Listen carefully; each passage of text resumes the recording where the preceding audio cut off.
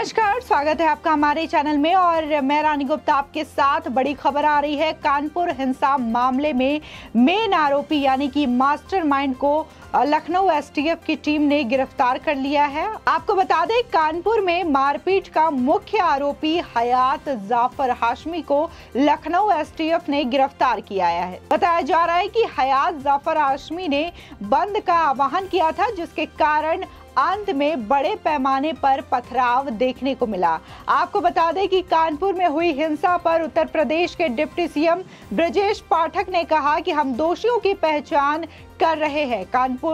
कानून तोड़ने वालों के खिलाफ सख्त कार्रवाई की जाएगी। इसके लिए कोई भी समझौता नहीं किया जाएगा। साथ ही कहा कि कड़ी कार्रवाई होगी। इसी के साथ ही आपको बता दें कि कानपुर की घटना पर प्रशांत कुमार एडीजी कानून व्यवस्था ने कहा कि कल की जो घटना हुई उसमें कार्रवाई करते हुए स्थिति को फिलहाल नियंत्रित किया जा चुका है।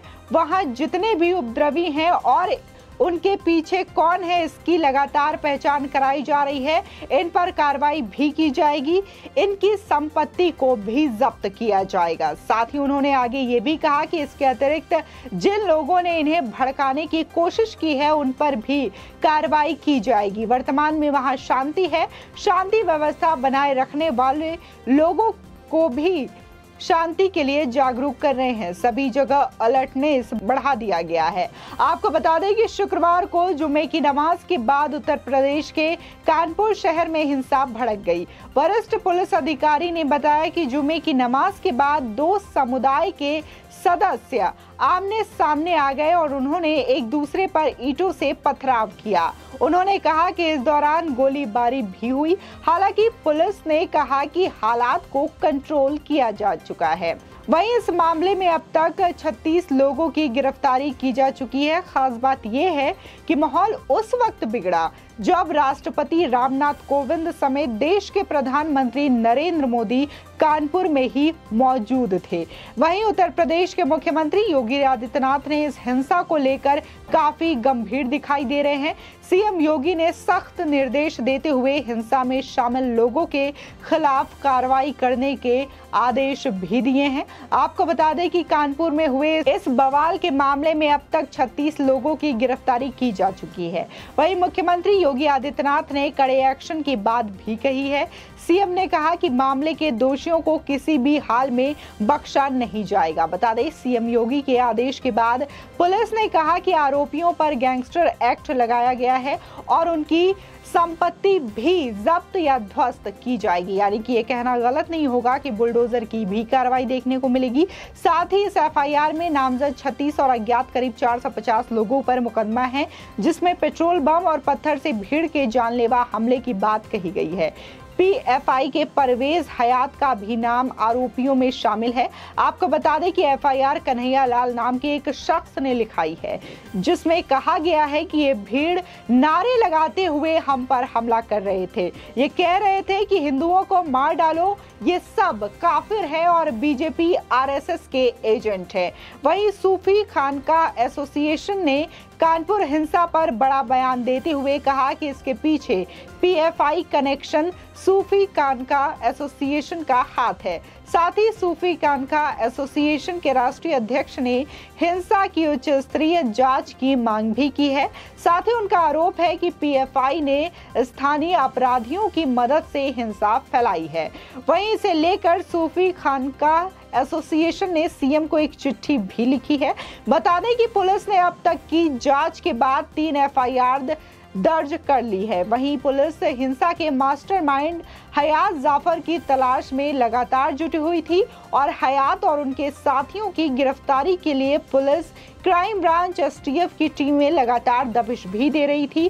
साथ ही हयात के करीबियों के घर भी पुलिस लगातार छापेमारी कर रही थी, जिसके बाद लखनऊ एसटीएफ ने मुख्य आरोपी हयात को लखनऊ से गिरफ्तार कर लिया है। हम लोगों ने इनको ब्रीफ किया कि अपने पॉइंट पर सजग और सतर्क रहकर ड्यूटी दें।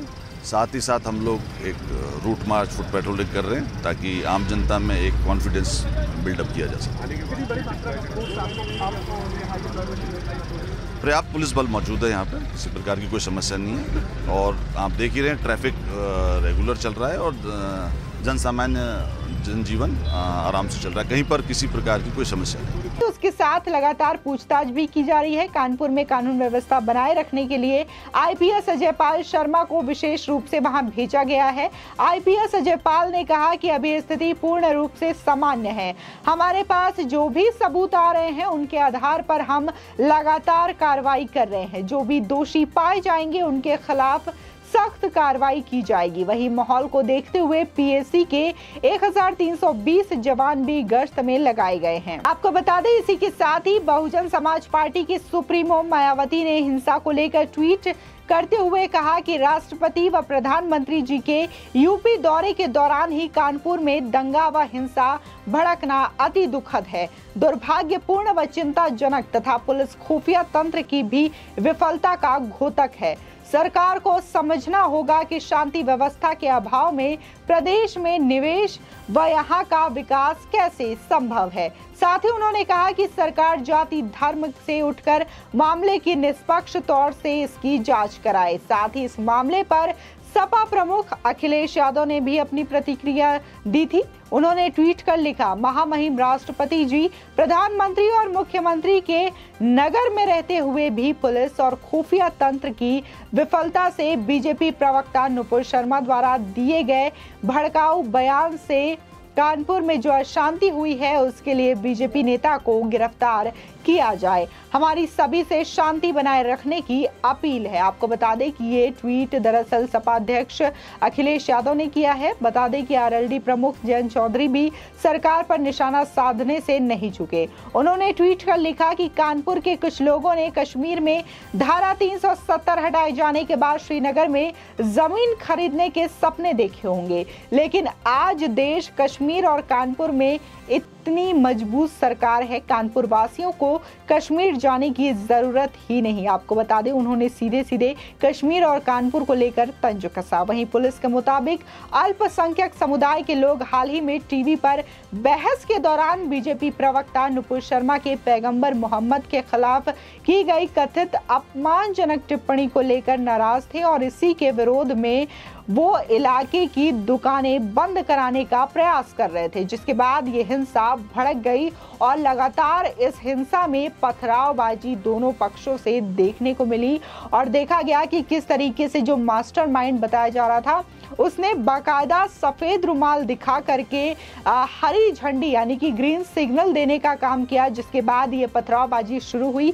उसी के साथ ही पुलिस ने यह भी कहा कि जो मेन आरोपी मास्टरमाइंड पकड़ा गया है हयात हाशमी, उसने दुकानों को बंद कराने की भी कोशिश की थी। लगातार उसने ऑर्डर दिया सभी दुकानों को बंद करने का, जिसके बाद ये पथराव की घटना हुई और कानपुर में इस तरीके से वहां पर राष्ट्रपति, प्रधानमंत्री और सीएम योगी आदित्यनाथ के होते हुए भी इस तरीके की हिंसा भड़काई गई। इसके पीछे सवाल उठता है कि क्या देखा गया कि बड़े पद पर आसीन देश के जो संवैधानिक पद पर आसीन है, क्या उनका सम्मान नहीं था? क्या यही चीजें दिखाने के लिए वहां पर इस तरीके से हिंसा भड़काने की कोशिश की गई ताकि उत्तर प्रदेश का जो एक इमेज बनता जा रहा है कि इतने वर्षों में वहां पर एक भी हिंसा नहीं हुआ, एक भी दंगा नहीं हुआ, तो क्या इस इमेज को तोड़ने की कोशिश की गई? इसी के साथ ही आपको बता दें कि सीएम योगी आदित्यनाथ ने सख्त निर्देश दिए हैं कि जिस तरीके से वहां पर पत्थरबाजी की गई है और जिनके खिलाफ मुकदमा दर्ज किया गया है उनको चिन्हित किया जाए और इसी के साथ ही उन पर एक्शन लिया जाएगा। किसी भी आरोपी को इस मामले में बख्शा नहीं जाएगा और जो भी खिलाफ कार्रवाई होगी वो की जाएगी, फिर वो ध्वस्त करने की कार्रवाई होगी या फिर संपत्ति को जब्त करने की कार्रवाई होगी। सभी तरीके की कार्रवाई निष्पक्षता के साथ सीएम योगी आदित्यनाथ करेंगे, ऐसा उन्होंने ऐलान किया है। इसी के साथ ही आपको बता दें कि जिस तरीके से ब्रिजेश पाठक ने भी ये बातें बताई हैं, डिप्टी सीएम जो कि उत्तर प्रदेश के हैं, उन्होंने भी कहा है कि आरोपियों के खिलाफ सख्त कार्रवाई की जाएगी। इसी के साथ ही बुलडोजर चलेगा या नहीं, इस सवाल के जवाब पर भी उन्होंने कहा है कि अगर आरोपी इसी तरीके से पकड़े जाते हैं, चिन्हित किए जाते हैं, तो उनकी संपत्ति भी जब्त की जाएगी। इसी के साथ ही बुलडोजर कार्रवाई कर उनकी संपत्तियों को भी ध्वस्त किया जाएगा। इसी के साथ ही फिलहाल वहां पर जो स्थिति है वो नियंत्रण में है, लेकिन